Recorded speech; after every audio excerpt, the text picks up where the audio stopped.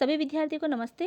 विद्यार्थी, जैसे कि आपको दिख रहा है कि हम जो है आज से जो है ये भारतीय संस्कृति और विरासत जो कि राजस्थान स्टेट ओपन बोर्ड जो राजस्थान स्टेट ओपन स्कूल है जयपुर है उसके अंतर्गत चलती है। जो राजस्थान में राजस्थान स्टेट ओपन बोर्ड है उसके अंतर्गत ये जो किताब चलती है, ठीक है। तो जो भी राजस्थान के स्टूडेंट है जो राजस्थान स्टेट ओपन बोर्ड से अपना 10वीं की परीक्षा दे रहे हैं, उन्होंने भारतीय संस्कृति और विरासत नामक को सब्जेक्ट ले रखा है, तो उनके लिए ये वीडियो बहुत ही फ़ायदेमंद होगा, क्योंकि इसमें जितने भी लेसन है उसको सबको मैं यूट्यूब पे पढ़ाने वाली हूँ। तो आराम से आप यहाँ से अपनी तैयारी कर सकते हैं।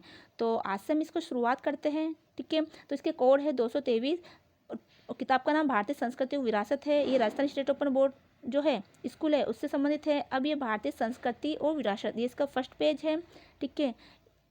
ये यहाँ पर लिखा हुआ है। अब ये पाठ दे रखे हैं, यानी इसका पूरा ये सिलेबस है।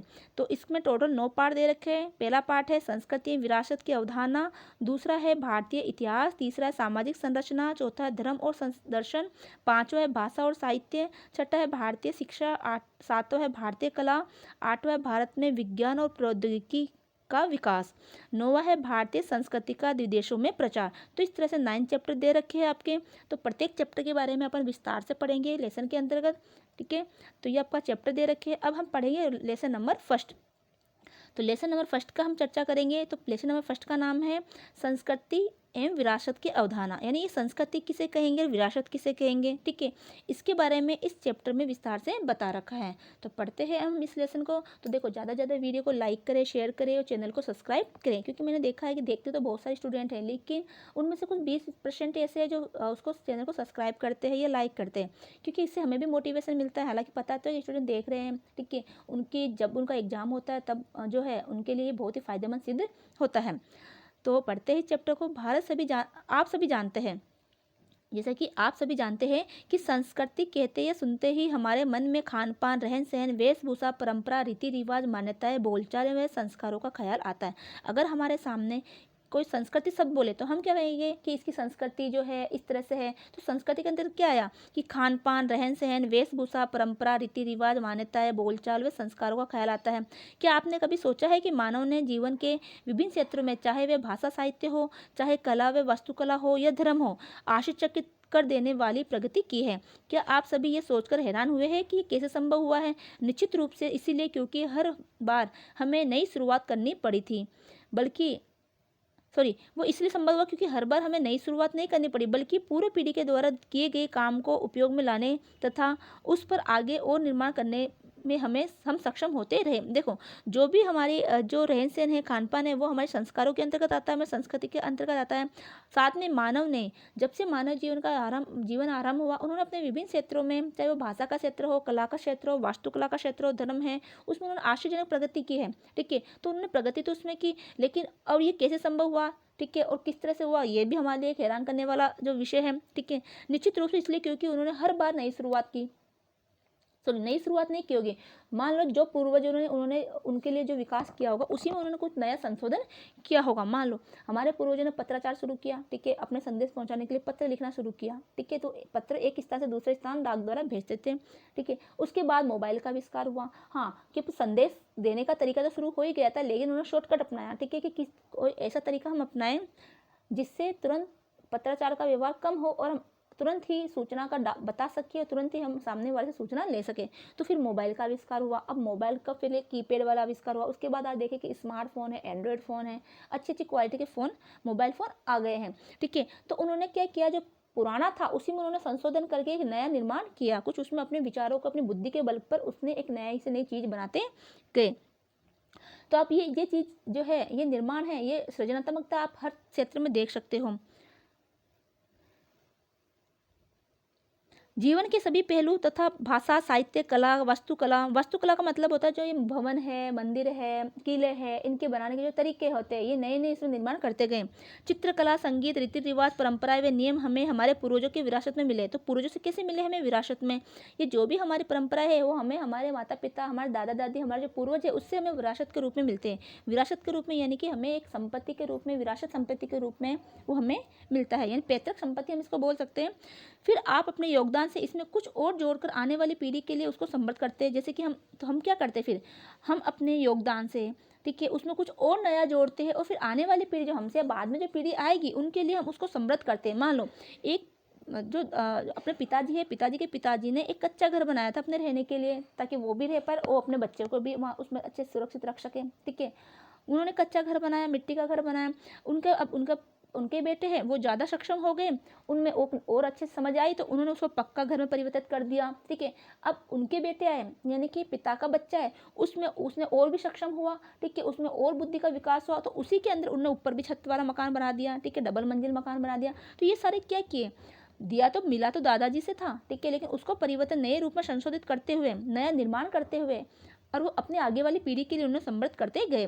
ये एक लगातार चलने में कभी खत्म न होने वाली प्रक्रिया है। मनुष्य के पास प्रारंभ से ही एक अनोखा गुण है जिसे संस्कृति के नाम से जाना जाता है। प्रत्येक देश, राष्ट्र व क्षेत्र की अपनी संस्कृति होती है। संस्कृति उस विधि का प्रतीक है जिससे हम सोचते और कार्य करते हैं। इसमें वे चीज़ें भी सम्मिलित हैं जो हमने एक समाज के सदस्य के नाते उत्तराधिकारी के में प्राप्त किए। तो उसमें देखो, एक देश में, एक राष्ट्र और एक क्षेत्र की भी अपनी संस्कृति होती है ना। संस्कृति उस विधि यानी उस तरीके का प्रतीक है जिसमें हम सोचते हैं, जहाँ हम रहते हैं, जो हमारा रहन सहन का तरीका है, जो हमारे रीति रिवाज है, उसमें ही हम क्या करते हैं, सोचते हैं। तो इस तरह से हम देखते हैं कि इसमें वो सभी चीज़ें सम्मिलित होती है जो हमने एक समाज के सदस्य होने के नाते प्राप्त किए। तो जो इसमें वो सभी चीज़ें भी सम्मिलित है जो हम एक समाज में रहते हैं, समाज के सदस्य होने के नाते भी हमने प्राप्त किए, साथ में हमने उसको उत्तराधिकारी के रूप में भी प्राप्त किया है। ठीक है, कला, संगीत, साहित्य, वस्तु विज्ञान, शिल्प कला, दर्शन, धर्म और विज्ञान सभी संस्कृति के पक्ष है। जो भी हमारे समाज में कला, देखो संगीत है, कला है, साहित्य है, ठीक है, वस्तु विज्ञान है, शिल्प कला है, दर्शन, धर्म और विज्ञान सभी संस्कृति के क्या है, पक्ष है। तथापि संस्कृति में रीति रिवाज, परंपराएं, पर्व, जीने के तरीके और जीवन के विभिन्न पक्षों पर व्यक्ति विशेष का अपना दृष्टिकोण भी सम्मिलित है। मानव की सभी उपलब्धियों को संस्कृति कह सकते हैं। तो मानव ने जितनी भी उपलब्धियां प्राप्त की है उसको क्या कह सकते हैं, संस्कृति। अब इस पाठ को पढ़ने का उद्देश्य क्या है वो हम देखेंगे कि संस्कृति के अर्थ व अवधारणा को जान सकेंगे, कि संस्कृति का क्या अर्थ है, क्या अवधारणा जान सकेंगे, संस्कृति की सामान्य विशेषताओं से परिचित होंगे, मानव जीवन में संस्कृति की भूमिका और प्रभाव की विवेचना कर सकेंगे, भारतीय संस्कृति की विशेषताओं के बारे में समझेंगे व उल्लेख कर सकेंगे, भारतीय संस्कृति में अंतर्निहित एकता और विविधता के बिंदुओं की पहचान कर सकेंगे, संस्कृति और सभ्यता के बीच संबंध स्थापित कर सकेंगे। तो हम इस पाठ के उद्देश्य देख रहे हैं। अगला है विरासत की अवधारणा व अर्थ को समझ सकेंगे, संस्कृति और विरासत के मध्य संबंधों को ज्ञात कर सकेंगे, संस्कृति व सभ्यता, समानता व भिन्नता को जान सकेंगे। अब है संस्कृति का अर्थ व अवधारणा। अब पहले पॉइंट को हम देखेंगे कि संस्कृति का अर्थ क्या होता है और उसकी क्या अवधारणा है। संस्कृति शब्द संस्कृत शब्द की क्रिय धातु यानी करना, ये धातु है। जैसे कि धातु यानी कि क्रिया होती है, ठीक है, जो संस्कृत में उसको क्रिया बोलते हैं, हिंदी में हम क्रिया बोलते हैं, संस्कृत में उसको धातु बोलते हैं, जैसे करना। तो ये संस्कृत शब्द है, संस्कृति शब्द संस्कृत धातु की क्रिया यानी करना धातु से बना है। इस धातु को 3 शब्द बनते हैं, प्रकृति यानी कि मूल स्थिति, संस्कृति यानी परिष्कृत स्थिति और विकृति यानी कि अवनति स्थिति। जब प्रकृति, ये कच्चा माल परिष्कृत किया जाता है तो ये संस्कृत हो जाता है। देखो, जो भी कच्चा माल है उसको परिष्कृत कर दो तो वो क्या हो गया, संस्कृत, यानी उसको संस्कृत हो जाता है। और जब ये बिगड़ जाता है तो विकृत हो जाता है। मान लो ऐसे मानो जैसे कि कच्चा माल है, कच्चा माल के अंतर्गत मान लो जैसे कि हम खाना बनाते हैं, ठीक है, भोजन बनाते हैं। तो भोजन बनाते में जो भी आटा है वो क्या है, कच्चा माल है। हमने उसको गोंद दिया और उससे रोटियां बना ली तो वो क्या हो गया, परिष्कृत हो गया, उससे कुछ बना हुआ बन गया। लेकिन हमने रोटियां बनाई तो हमसे जल गई या ढंग से नहीं बनी तो वो क्या हो गई, विकृत हो गई, वो बिगड़ गई, तो विकृत हो गई। तो जो कच्चा माल है उसको परिष्कृत करना, उसको अच्छे से तैयार करके कुछ नया आइटम बना देना, ही क्या कहलाया, संस्कृत कहलाया।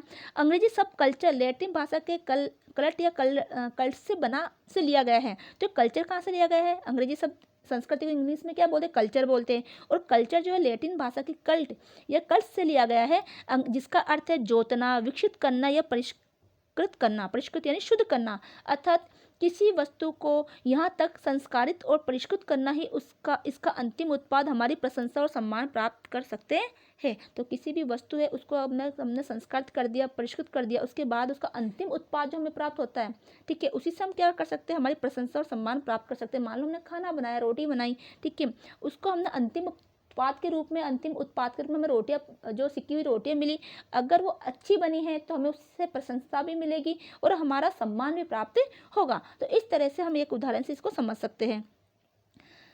संस्कृति उस विधि का प्रतीक है जिसमें हम सोचते हैं और कार्य करते हैं।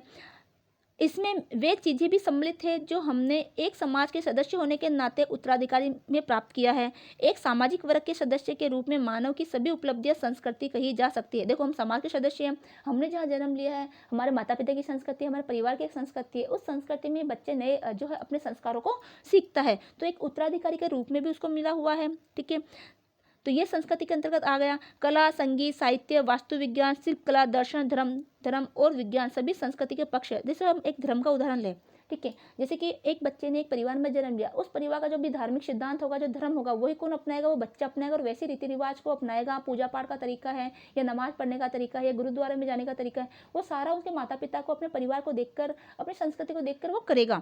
तो ये क्या हुआ? ठीक है, तो उस तरीका, तो जो ये है, जो धर्म है, एक तरह से हमें किस रूप में मिला हुआ है? हमें एक उत्तराधिकारी के रूप में मिला हुआ है। तो उत्तराधिकार के रूप में हमें मिला हुआ है। तो हम अपने परिवार से, अपने समाज से, अपने जो है चीज़ों को सीखते हैं, तथा रीति रिवाज, परंपराएं, पर्व, जीने के तरीके और जीवन के विभिन्न पक्षों पर व्यक्ति विशेष का अपना दृष्टिकोण भी सम्मिलित है। तो व्यक्ति विशेष का क्या होता है? अपना दृष्टिकोण भी इसमें सम्मिलित होता है। संस्कृति वह है जिसके माध्यम से लोग परस्पर संप्रेषण में विचार करते हैं। संस्कृति क्या है?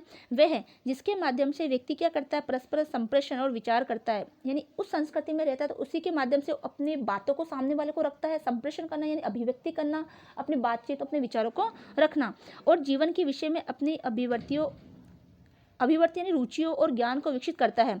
संस्कृति के दो विभिन्न उप विभाग होते हैं, भौतिक और अभौतिक। देखो, संस्कृति के कितने उप विभाग हुए? भौतिक। आप अपने आसपास दृष्टि अगर निगाहें घुमा के देखोगे तो आपको भौतिक पक्ष भी दिखाई देगा, अभौतिक पक्ष भी दिखाई देंगे। भौतिक में जैसे कि आपकी वेशभूषा है, भोजन है, घरेलू सामान है, जो आपको आंखों से दिखाई दे रहे हैं, आप उसको छू सकते हैं। ठीक है, वो भौतिक के अंतर्गत आ गई। तो आपका जो भी वेशभूषा, आपके पहनावा है, तो अलग अलग लोगों का अलग अलग धर्म के अकॉर्डिंग, अलग अलग संस्कृति के अकॉर्डिंग उनका वेशभूषा भी क्या होती है? अलग अलग होती है। भोजन करने का तरीका अलग होता है, घरेलू सामान है वो भी उनके अलग अलग तरीके से बने हुए होते हैं। ठीक है, तो ये कौन से हो गए? भौतिक पक्ष में आ गया। अब भौतिक, संस्कृति का संबंध विचारों, आदर्शों, भावनाओं और विश्वासों से है। ठीक है, तो संस्कृति किसके अंतर्गत आ गई? उनका विचार किस तरह का है, उनके आदर्श कैसे है, उनकी भावनाएं, उनके विश्वास किसके अंदर है, तो ये सभी किस में आ गए? संस्कृति के अंतर्गत आ गई। तो भौतिक तत्वों में जैसे कि वेशभूषा, भोजन और घरेलू सामान, और अभौतिक में क्या होगा? संस्कृति आती है। संस्कृति एक स्थान से दूसरे स्थान तथा एक देश से दूसरे देश में बदलती रहती है। इसका विकास एक स्थानीय, क्षेत्रीय तथा राष्ट्रीय संदर्भ में विद्यमान ऐतिहासिक प्रक्रिया पर आधारित होता है। उदाहरण के लिए हमारे अभिभावक की विधियाँ, अभिवादन की विधियाँ। उदाहरण के लिए जैसे कि हमारे अभिवादन की विधियाँ हमारे वस्त्रों, खाने की आदतों, सामाजिक धार्मिक रीति रिवाजों और मान्यताएं पश्चिमी देश है ना, पश्चिम से विभिन्न है।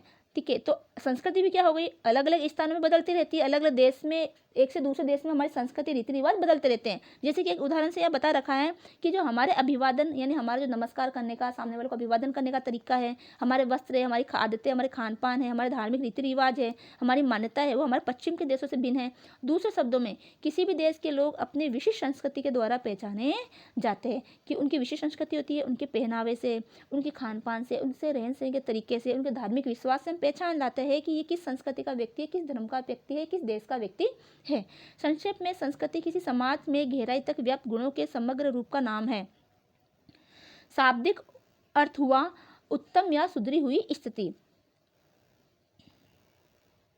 संस्कृति की सामान्य विशेषता। अब देखो, इसमें संस्कृति की सामान्य विशेषता बताई गई कि संस्कृति की क्या क्या विशेषता है।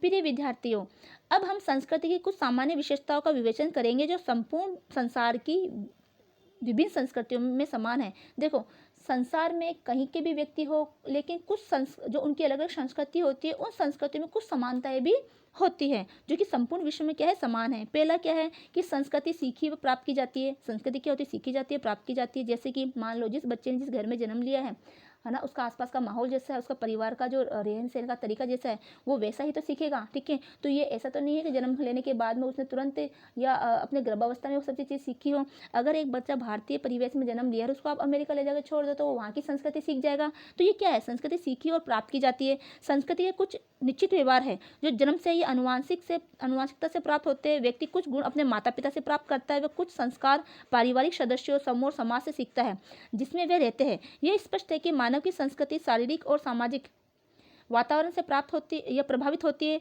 तो शारीरिक और सामाजिक वातावरण से प्रभावित होती है, जिसके माध्यम से वे कार्य करते हैं। संस्कृति लोगों के समूह द्वारा बांटी जाती है। देखो, लोगों का समूह क्या करता है, एक दूसरे को संस्कृति को प्रभावित करता है। ठीक है, एक सोच या विचार या कार्य को संस्कृति कहा जाता है, जो लोगों के समूह के द्वारा बांटा जाता है और अभ्यास में लाया जाता है। अगला है संस्कृति संचयी होती है। संस्कृति में शामिल विभिन्न ज्ञान एक पीढ़ी से दूसरी पीढ़ी तक हस्तांतरित किए जाता है। देखो, संचय यानी कि उसको इकट्ठा किया जाता है और एक पीढ़ी से दूसरी पीढ़ी में हस्तांतरित किया जाता है। जैसे कि जैसे जैसे समय बीतता जाता है, ज़्यादा से ज़्यादा ज्ञान उस विशिष्ट संस्कृति में जुड़ता चला जाता है। जैसे कि हम आज देखेंगे, हमारे जो दादा है, हमारे परदादा है, उनका रहने का, उनको पहनने का, उनका खाने पीने का तरीका या ढंग अलग था। उनका विचार, सोचने समझने की जो विचार है, उनका विश्वास है, वो अलग था।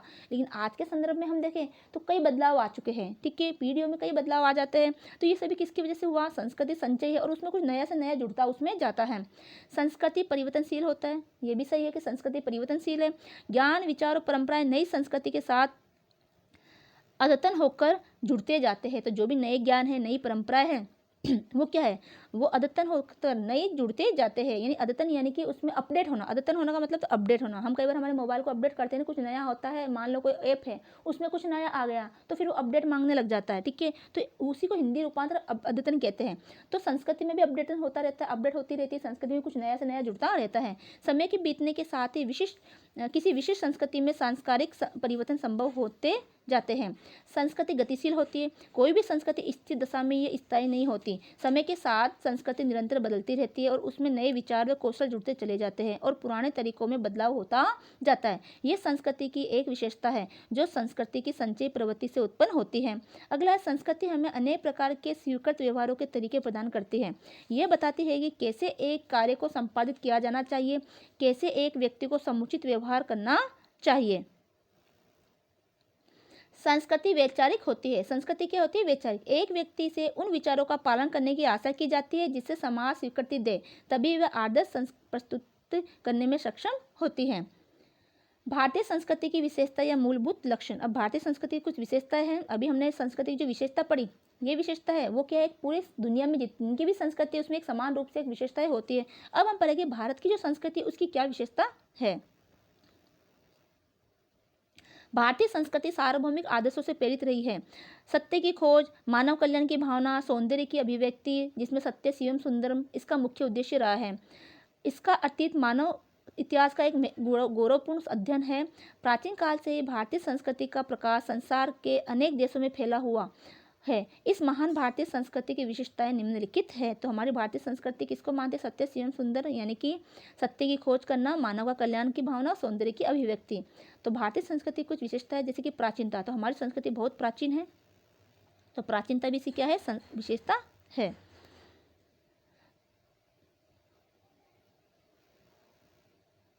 भारतीय संस्कृति का इतिहास अत्यंत प्राचीन है।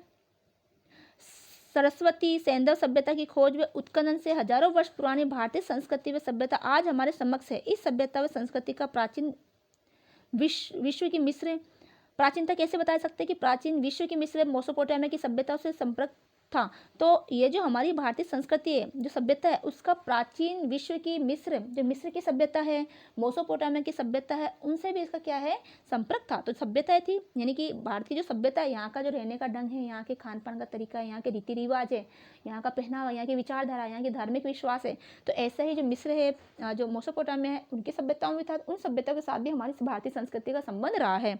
निरंतरता। भारतीय संस्कृति में प्राचीनता के साथ साथ निरंतरता अविरल गति से बहती रही है। देखो, ये बहुत प्राचीन तो है ही, साथ में उसमें निरंतरता भी है। उसमें लगातार कुछ ना कुछ नया परिवर्तन आके ये अपडेट होती रही है, नया जुड़ता रहा है। मिस्र, सुमेर, बेबीलोन, यूनान व रोम की संस्कृतियां लुप्त होकर अतीत की कहानी मात्र रह गई। अब देखो, मिस्र की सभ्यता है, सुमेर है, बेबीलोन है, यूनान और रोम, इनकी संस्कृति अब खत्म हो चुकी है। उनकी जगह कुछ नई संस्कृति आके वहाँ पर निवास करती है। लेकिन हमारी भारतीय संस्कृति अभी भी प्राचीनता से जब से शुरू हुई थी तब से अब तक बरकरार है, बस उसमें नया से नया जुड़ता गया है। किंतु भारतीय संस्कृति की धारा निर्बाध रूप से हजारों वर्षों से बहती चली आ रही है। शताब्दियों के परिवर्तन के बावजूद भारतीय संस्कृति की आत्मा समान रही है।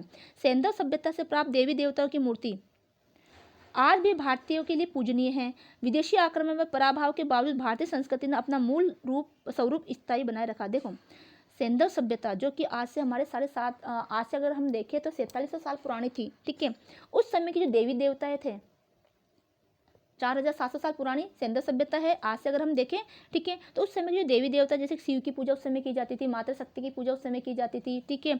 तो वो आज भी हम करते हैं, ठीक है। तो वो संस्कृति आज भी हमारी चलती आ रही है। हमारे देश में अनेक विदेशी आक्रमण हुए, मुगल आए, तुर्की आए, ब्रिटिश आए, ठीक है ना। लेकिन उनकी संस्कृति का प्रभाव इतना नहीं पड़ा, यानी हमारी जो भारतीय संस्कृति है वो अपने मूल स्वरूप में स्थायी रूप से रही। हाँ, कुछ नया उन्होंने अपनाया जरूर है, लेकिन उन्होंने अपना जो स्वरूप है वो नहीं छोड़ा। अगला है आध्यात्मिकता। आध्यात्मिकता भारतीय संस्कृति का प्राण है, जिसने इसके सभी अंगों को प्रभावित किया है। भारतीय संस्कृति का विकास तपोवनों व आश्रमों में हुआ है। प्राचीन समाज में पुरुषार्थों का विधान व आश्रम व्यवस्था का प्रतिपादन मनुष्य की आध्यात्मिक साधना के प्रतीक है। देखो, प्राचीन समाज में पुरुषार्थों का विधान था, ठीक है, साथ में आश्रम व्यवस्था थी, यानी कि हमारे जीवन को 4 आश्रम में बांटा गया था। पहला है जैसे कि ब्रह्मचारी आश्रम, उसके बाद में था गृहस्थ आश्रम, फिर है संन्यास, फिर है वनप्रस्थ आश्रम, फिर है संन्यास आश्रम, ठीक है। तो ये आश्रम में बांटा गया है। 4 पुरुषार्थ है, धर्म अर्थ काम मोक्ष, ये 4 पुरुषार्थ है, उन पुरुषार्थों में बांटा गया है। तो और साथ में आध्यात्मिक साधना के प्रत्येक हमारी संस्कृति रही है, यानी देवी देवता की पूजा पाठ करना, ठीक है, इनमें हमारी संस्कृति रही है। 4 पुरुषार्थ जैसे कि धर्म अर्थ काम व मोक्ष, इसमें मोक्ष अंतिम लक्ष्य था, यानी धर्म के अकॉर्डिंग कार्य करना, अर्थ कमाना, ठीक है, अच्छे से काम करना ईमानदारी से, और साथ में मोक्ष को प्राप्त करना। अगला है ग्रहणशीलता। भारी तत्वों को आत्मसात की क्षमता व समयानुकूल परिवर्तन भारतीय संस्कृति का महत्वपूर्ण गुण है। देखो, ग्रहणशीलता भी हमारे देश में अनेक संस्कृति के लोग हैं, बाहरी आक्रमण भी हुए, भारी विदेशी आक्रमण भी रहे यहाँ पर। तो उन्होंने क्या है कि उनकी संस्कृति को आत्मसात किया, अपनी संस्कृति को नहीं छोड़ा, लेकिन उसमें कुछ नए गुणों को उसने हमारी संस्कृति ने सीखा है। साथ में समय समय के अनुसार अवसर के अनुसार उसने अपने में परिवर्तन भी किया है। भारत में समय समय पर विदेशी आक्रमण जैसे कि शक है, हूण है, कुषाण है, प्रमुख हुए। उन्होंने यहाँ अधिकार किया, किंतु यहाँ की संस्कृति को आत्मसात हो गए, लेकिन वो खुद आके यहाँ की संस्कृति में बदल गए, यानी कि यहाँ के रीति रिवाजों को, यहाँ के पहनावे, यहाँ के ढंग के, यहाँ की सांस्कृतिक परंपरा को उन्होंने अपना लिया। अगला है समन्वयवादिता। भारतीय संस्कृति समन्वयवादी है। भारतीय मनीषियों ने जो भी ऋषि मुनि हैं, उन्होंने समन्वय पर बल दिया। मानवता के पुजारी गौतम बुद्ध और सम्राट अशोक महान ने समन्वय पर बल दिया। समन्वय यानी कि सभी का कल्याण हो, सभी को एक दृष्टि से देखा जाए, समानता रहे देश में। भारतीय संस्कृति धार्मिक विषयों में सहिष्णुता का उपदेश देती है। तो धार्मिक विषयों में किसका उपदेश देती है? वो ये सहिष्णुता का उपदेश देती है। सभी धर्म क्या है, समान रूप से देखा जाए, सभी धर्मों को आदर किया जाए। भारतीय संस्कृति में चिंतन की स्वतंत्रता व सहनशीलता की भावना विद्यमान है। विभिन्नता में एकता भारतीय संस्कृति की विशिष्टता है। हमारे देश में अलग अलग विभिन्न जाति धर्मों के लोग रहते हैं, लेकिन फिर भी उसमें क्या है, एकता बनी हुई है। इस प्रकार प्राचीनता, निरंतरता, आध्यात्मिकता, ग्रहणशीलता, समन्वयवादिता, सहिष्णुता व विभिन्नता में एकता भारतीय संस्कृति की मुख्य विशेषताएं है। अब है मानव जीवन में संस्कृति का महत्व, कि मानव जीवन में संस्कृति का क्या महत्व है। संस्कृति एक मानव जीवन के अंत संबंध है। संस्कृति और मानव जीवन क्या है, अंत संबंध, आपस में संबंधित है। यह कोई बाह्य वस्तु नहीं है और न ही कोई आभूषण है जिसे मनुष्य प्रयोग कर सके। ये केवल रंगों का स्पर्श मात्र नहीं है। तो रंगों का स्पर्श मात्र भी हम इसको नहीं कह सकते। संस्कृति परंपराओं, विश्वासों, जीवन यापन की शैली के साथ साथ आध्यात्मिक भौतिक पक्षों में निरंतर जुड़ी होती है। ये हमें जीवन का अर्थ, जीवन जीने का तरीका सिखाता है। ये सिखाती है मानव की संस्कृति का निर्माता है। मानव ही क्या है, संस्कृति का निर्माता। मानव खुद अपने रीति रिवाज, अपने संस्कार बनाता है, साथ ही संस्कृति ही व्यक्ति को मानव बनाती है। संस्कृति में धार्मिक विश्वास और उसकी प्रतीकात्मकता अभिव्यक्ति का एक मौलिक तत्व है। हमें धार्मिक पहचान का सम्मान करना चाहिए, साथ ही सामयिक प्रयत्नों से भी परिचय होना चाहिए, जिससे अंततः धार्मिक विश्वासों की बातचीत हो सके, जिन्हें प्राय अंत सांस्कृतिक वार्तालाप कहा जाता है। यानी कि हमें अपने धर्म की हमें पहचान होनी चाहिए, हमें उसका सम्मान करना चाहिए। सभी धर्मों का हमें क्या करना है, सम्मान करना है, ठीक है। विश्व जैसे जैसे जुड़ता चला जा रहा है, हम अधिक से अधिक वैश्विक होते जा रहे हैं। आज हमारा पूरा विश्व एक दूसरे से जुड़ा हुआ है, ठीक है, सारे देश एक दूसरे से जुड़े हुए हैं, तो हम ज़्यादा वैश्विक होते जा रहे हैं और अधिक व्यापक वैश्विक स्तर पर जी रहे हैं। हम ये नहीं सोच सकते कि जीने का एक ही तरीका होता है और वही सत्य मार्ग है। तो हम ये नहीं कह सकते कि आज जीने का एक ही तरीका है, अनेक तरीके हैं जीने के। सत्यम, शिवम और सुंदरम, ये 3 शाश्वत मूल्य है जो संस्कृति के निकट से जुड़े हैं। यह संस्कृति ये है जो हमें दर्शन और धर्म के माध्यम से सत्य के निकट लाती है। ये हमारे जीवन में कलाओं के माध्यम से सौंदर्य प्रदान करती है और सौंदर्यानुभूति मानव बनाती है, सौंदर्यानुभूतिपरक मानव बनाती है। यह संस्कृति ही है जो हमें नैतिक मानव बनाती है और दूसरे मानव के संपर्क में लाती है और इसी के साथ हमें प्रेम, सहिष्णुता और शांति का पाठ पढ़ाती है। तो हमारी संस्कृति के अंदर सत्यम, शिवम और सुंदरम की जो ये तीनों शाश्वत मूल्य विद्यमान है, ठीक है, और साथ में हमें प्रेम, सहिष्णुता और शांति का पाठ भी इसमें पढ़ाया जाता है। अब ये कुछ पाठ के प्रश्न दे रखे, पाठागत प्रश्न जो इसी जो हमने अभी तक जो टॉपिक पढ़ा उसी के अंतर्गत ये इसके आंसर है। आगे देखते हैं विरासत का अर्थ और अवधारणा। प्यारे विद्यार्थियों, हम सभी जानते हैं कि विरासत में हमें बहुत कुछ मिलता है। विरासत यानी हमें पैतृक संपत्ति के रूप में, पूर्वजों की जो संपत्ति है उसके रूप में, चाहे वो देश के विरासत के रूप में हो, ठीक है। तो विरासत के रूप में हमें बहुत कुछ मिलता है, जैसे कि धन दौलत, जमीन, मकान, दुकान, आभूषण इत्यादि। और प्रत्येक मनुष्य भावी पीढ़ी है तो विरासत में से कुछ ना कुछ अवश्य छोड़कर जाता है, तो भावी पीढ़ी के लिए भी वो छोड़ के जाता है। ये तो विरासत का संकुचित स्वरूप हुआ। यदि व्यापक रूप में से विरासत को समझे तो कह सकते हैं कि वे प्रत्येक वस्तु, शिल्प, कला, दर्शन, साहित्य, खान पान, रहन सहन, वेशभूषा, ज्ञान विज्ञान, तकनीकें, विचार, विश्वास, राष्ट्रीय स्मारक, भवन और जो कुछ हमारे देश में मौजूद है वे सभी विरासत है। अर्थात हमारे पूर्वजों द्वारा किए गए कार्य, उनकी उपलब्धियां, समाज व राष्ट्र में उनका योगदान ही विरासत के अंतर्गत आता है। अगला है भारतवासी उनकी जीवन शैलियों या उनकी जीवन शैलियाँ, उनके मनोरंजन के साधन, सृजनात्मकता, कला यानी कुछ नया निर्माण करना, ठीक है, कला, हस्तकला, विज्ञान, ये सभी विरासत है। ये हमें विरासत के रूप में मिले होते हैं, हम उसमें कुछ नया से नया परिवर्तन करते हैं। संयुक्त राष्ट्र संघ की संस्था यूनेस्को ने हमारे पूर्वजों की दी हुई विरासत को अनमोल माना है। लोगों में विरासत को सुरक्षित व संभाल कर रखने की जरूरत, जागरूकता के उद्देश्य से ही प्रतिवर्ष 18 अप्रैल को विश्व विरासत दिवस मनाया जाता है। अब आपको ये याद रखना है कि विश्व विरासत दिवस कब मनाया जाता है, तो प्रत्येक वर्ष 18 अप्रैल को विश्व विरासत दिवस मनाया जाता है। तो देखो, जो भी हमारे किले हैं, वन्य जीव है, हमारे जो भी स्मारक है, ठीक है ना, ये सभी हमारे किस में शामिल है, विरासत के रूप में शामिल है। जैसे कि आप देखोगे आज आगरा का ताजमहल है, वो भी किस में, विश्व विरासत के रूप में शामिल है, ठीक है। उसको ऐसे कैसे बनाए रखा है ताकि हमें हमारे पूर्वजों के बारे में, है ना, हमारे देश के रीति रिवाज के बारे में, संस्कृति के बारे में, है ना, जो देश में विदेशी आक्रमण हुए, विदेशी आकर रहे, उन्होंने क्या यहाँ पर नया निर्माण किया, उनके बारे में हमें जानकारी मिलती रहे। और उनमें वो कोई छाट काट नहीं करते, कोई बदलाव नहीं करते, जो जैसा है उसको वैसे ही बनाए और सुरक्षित रखते हैं। हमारा दायित्व है कि हमें हमारी विरासत पर गर्व होना चाहिए, हमें अपनी विरासत को संरक्षित करना चाहिए।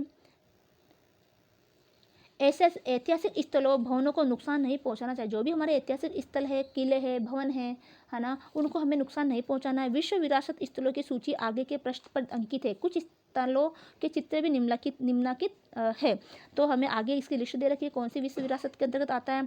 जैसे कि अजंता की गुफा है जो महाराष्ट्र में है, ताजमहल जो आगरा में है, हम्पी की स्मारक जो कर्नाटक में है, ठीक है, सांची की स्तूप जो मध्य प्रदेश में है, रानी की बाव ये गुजरात में है, ये रानी की बावड़ी है जो गुजरात में है। तो ये हमारे विश्व विरासत के अंतर्गत आते हैं। ये कुछ पाठागत प्रश्न हैं जो विश्व विरासत से संबंधित हैं। अगला है संस्कृति और सभ्यता। अब विरासत के बारे में आगे भी जैसे कि एक ये लिस्ट दे रखी है जो मैं आपको बता देती हूँ। देखो, ये विरासत से संबंधित लिस्ट है ना, इसको हम आगे देखेंगे।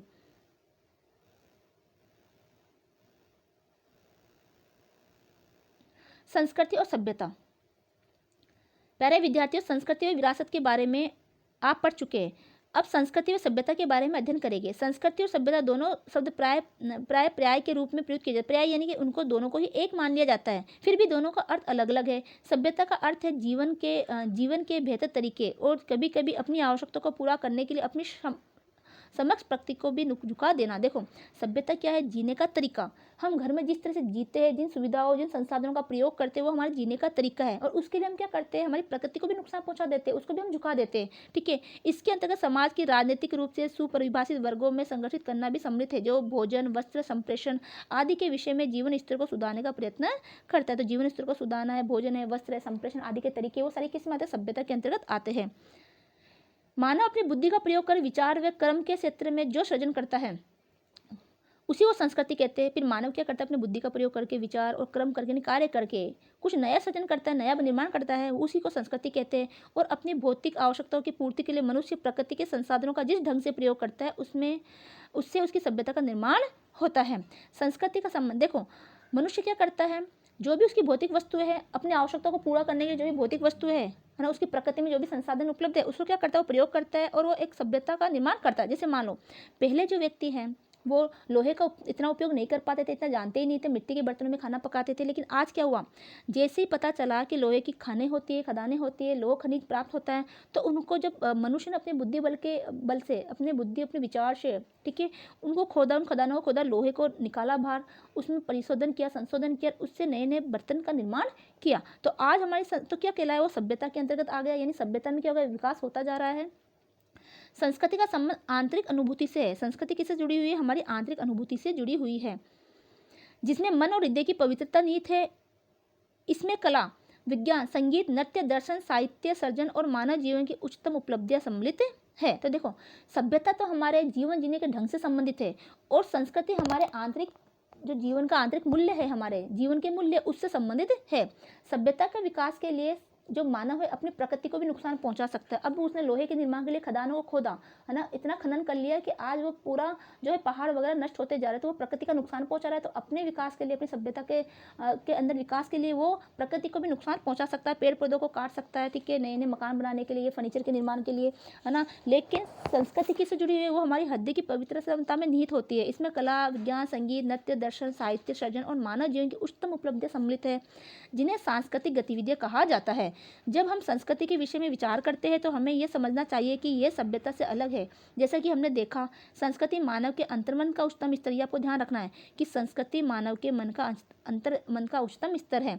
मानव केवल शरीर मात्र नहीं है, वह तीनों स्तरों पर जीता है और व्यवहार करता है, भौतिक, मानसिक और आध्यात्मिक। एक इंसान कितने स्तरों पर जीता है, 3 स्तर पर, भौतिक, मानसिक स्तर पर और आध्यात्मिक स्तर पर। आध्यात्मिक यानी पूजा पाठ का तरीका, किसी में उसका विश्वास है, किसी देवी देवता में विश्वास है, ठीक है, किसी धर्म में उसका विश्वास है, आध्यात्मिकता के अंतर्गत आता है। जबकि सामाजिक और राजनीतिक रूप से जीवन जीने के उत्तरोत्तर उत्तम तरीकों तथा चारों ओर की प्रकृति इसके बेहतर प्रयोग को सभ्यता कहा जाता है। परंतु सुसंस्कृत होने के लिए ये पर्याप्त नहीं है कि जब एक व्यक्ति की बुद्धि और अंतरात्मा के गहन स्तरों की अभिव्यक्ति होती है, तब हम उसे संस्कृति कह सकते हैं। जब एक व्यक्ति की बुद्धि और अंतरात्मा के गहन स्तरों पर जो अभिव्यक्ति होती है, उसे हम क्या कहते हैं, संस्कृति कहते हैं। अभी संस्कृति से संबंधित कुछ प्रश्न है सभ्यता और संस्कृति वाले। संस्कृति और विरासत।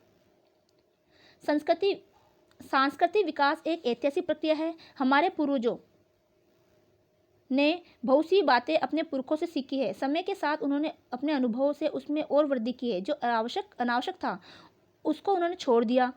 देखो, हमारे पूर्वजों से हमने क्या सीखी, हमारे पुरखों ने बहुत सी बातें सीखी, और जो अनावश्यक था, जो सही नहीं था, उस समय के लिए उचित नहीं था, उसको उन्होंने छोड़ा, ठीक है, और पुराने को भी अपनाया, लेकिन जो आवश्यक नहीं था उसको उन्होंने छोड़ दिया। हमने भी अपने पूर्वजों से बहुत कुछ सीखा। जैसे जैसे समय बीतता है, हम उसमें नए विचार, नई भावनाएं जोड़ते चले जाते हैं, और इसी प्रकार जो हम उपयोगी नहीं समझते उन्हें छोड़ते जाते हैं। इस प्रकार संस्कृति एक पीढ़ी से दूसरी पीढ़ी तक हस्तांतरित होती जाती है। जो संस्कृति हम अपने पूर्वजों से प्राप्त करते हैं उसे सांस्कृतिक विरासत कहते हैं। ये विरासत कई स्तरों पर विद्यमान होती है। मानवता ने संपूर्ण रूप में जिस संस्कृति को विरासत के रूप में प्राप्त किया है, जिसे राष्ट्रीय सांस्कृतिक विरासत कहते है। प्यारे विद्यार्थियों, विरासत की अवधारणा को इसी अध्याय में आप पढ़ चुके होंगे। विरासत की अवधारणा को स्पष्ट करने के लिए कुछ उदाहरण सहायक सिद्ध होंगे। विश्व धरोहर सूची में भारत के निम्नलिखित स्थानों को शामिल किया गया। अब देखो, जो विश्व विरासत सूची है उसमें कौन कौन से स्थान है हमारे भारत के जिसको शामिल किया है। पहला है आगरा का किला, आगरा का लाल किला जो उत्तर प्रदेश में है, अजंता की गुफाएं जो महाराष्ट्र में है, ठीक है, एलोरा की गुफा है जो भी महाराष्ट्र में, ताजमहल उत्तर प्रदेश, महाबलीपुरम के स्मारक तमिलनाडु, सूर्य मंदिर कोणार्क उड़ीसा, कांजीरंगा राष्ट्रीय उद्यान असम, केलादेव नेशनल पार्क राजस्थान, मानस अभयारण्य असम, गोवा के चर्च ये गोवा में है, फतेहपुर सीकरी उत्तर प्रदेश, हिम्पी के अवशेष या स्मारक कर्नाटक में है, खजुराहो मंदिर मध्य प्रदेश, एलिफेंटा की गुफाएं महाराष्ट्र है, चोल मंदिर तमिलनाडु, पट्टाडक्कल के स्मारक कर्नाटक है, सुंदरवन के नेशनल पार्क पश्चिमी बंगाल, नंदा देवी और फूलों की घाटी उत्तराखंड है, सांची का स्तूप मध्य प्रदेश है, हुमायूं का मकबरा दिल्ली। ये जो संदेह रखी है उस समय उसको कौन से संधि को विश्व विरासत में शामिल किया गया वो संदेह रखी है, ठीक है। कुतुब मीनार दिल्ली के अंदर है, इसके बाद में है माउंटेन रेलवे नीलगिरी, ये तमिलनाडु में है। बोध गया का महाबली मंदिर बिहार है। भीमटेक की गुफाएं मध्य प्रदेश है। चंपानेर पावागढ़ पुरातात्विक उद्यान गुजरात है। छत्रपति शिवाजी टर्मिनल मुंबई है। दिल्ली का लाल किला दिल्ली के अंदर है ये। और जंतर मंतर जयपुर राजस्थान में है। पश्चिमी घाट कर्नाटक, केरल, महाराष्ट्र और तमिलनाडु, इन चारों राज्यों में पश्चिमी घाट शामिल होता है। कुंभलगढ़ का दुर्ग ये राजस्थान के अंतर्गत आता है। चित्तौड़गढ़ ना राजसमंद। अगला है रणथंभौर का किला राजस्थान में है। चित्तौड़ का किला राजस्थान में है। जैसलमेर का किला राजस्थान में है। आमेर का किला ये भी राजस्थान में है। गागनूर का किला राजस्थान में है। रानी की बाव गुजरात में है। गेट हिमालय नेशनल पार्क ये कुल्लू हिमाचल प्रदेश में है। तो इस तरह से ये कुछ जो है हमारे जो है विरासत में शामिल किया गया है। उपरोक्त स्थल हमारे विश्व विरासत के महत्वपूर्ण अंग है। तो उपरोक्त स्थल हमारे क्या है, विरासत के महत्वपूर्ण अंग है और इन्हें सभी प्रकार से संरक्षित किया जाना चाहिए। वास्तु संबंधी इन रचनाओं, इमारतों, शिल्प कृतियों के अलावा बौद्धिक उपलब्धियां, दर्शन, ज्ञान के ग्रंथ है, वैज्ञानिक आविष्कार है और खोज भी विरासत का हिस्सा है। भारतीय संदर्भ में जो भी देखो हमारा ज्ञान के ग्रंथ जैसे कि वेद है, पुराण है, जो भी धार्मिक ग्रंथ है वो भी हमारे लिए क्या है, विरासत का हिस्सा है। भारतीय संदर्भ में गणित, खगोलीय विद्या और ज्योतिष के क्षेत्र में ज्योतिष के क्षेत्र में बोधायन, आर्यभट्ट और भास्कराचार्य। देखो गणित और खगोल विद्या और ज्योतिष के क्षेत्र में कौन कौन से जो आविष्कारक हुए हैं, बोधायन, आर्यभट्ट और भास्कराचार्य। भौतिक शास्त्र के क्षेत्र में कर्णाद और वराहमिहिर। रसायन के क्षेत्र में नागार्जुन। औषधि के क्षेत्र में सुश्रुत और चरक। योग के क्षेत्र में पतंजलि। हमारी भारतीय सांस्कृतिक विरासत के बहुमूल्य निधि है। सांस्कृतिक परिवर्तनशील है, संस्कृति क्या परिवर्तनशील है, लेकिन हमारी विरासत परिवर्तनशील नहीं है। ये प्रत्येक व्यक्ति जो किसी संस्कृति या निश्चित समूह से संबंध रखता है, दूसरे समुदाय संस्कृति से सांस्कृतिक गुणों को ले सकता है, लेकिन हमारा जुड़ाव निश्चित भारतीय सांस्कृतिक विरासत के साथ नहीं बदलेगा। हम चाहे किसी दूसरे संस्कृति से गुण ले लें, ठीक है, रहने सहने का ढंग ले लें, पहनावा ले लें, लेकिन हमारा जो भारतीय संस्कृति के साथ जो हमारा या भारतीय विरासत के साथ जो हमारा जुड़ाव है वो कभी नहीं बदलेगा। हमारी भारतीय सांस्कृतिक विरासत हमें एक दूसरे के साथ बांधे रखेगी। जैसे भारतीय साहित्य और धर्मग्रंथ वेद, उपनिषद, गीता और योग आदि ने सभ्यता की उन्नति में सही ज्ञान, सही क्रिया, व्यवहार और अभ्यास को सभ्यता के परिपूर्ण के रूप में देकर योगदान किया है। तो ये है आपका चैप्टर। तो हमने भारतीय संस्कृति और विरासत के बारे में पढ़ा, ठीक है। ये कुछ ये आपके भारत का नक्शा दे रखा है जहाँ पर संस्कृति विरासत को बहुत बारी अक्षरों में लिखा हुआ है। फिर ये पाठागत प्रश्न है, ये आपने क्या सीखा इस पाठ के अंतर्गत वो बता रखा है इसमें, ठीक है, शॉर्ट में बता रखा है। ये कोई पाठ के लास्ट वाले प्रश्न है और ये कुछ उसके उत्तर दे रखे हैं, जो छोटे छोटे क्वेश्चन है उसके आंसर है। तो उम्मीद है कि आपको ये पीडीएफ समझ में आया होगा, ये लेसन आपको अच्छे समझ में आया होगा। तो इससे आप अच्छे से तैयारी कर सकते हैं। तो वीडियो को ज़्यादा लाइक करें, शेयर करें, चैनल को सब्सक्राइब करें। मिलते हैं अगले वीडियो में, तब तक के लिए धन्यवाद।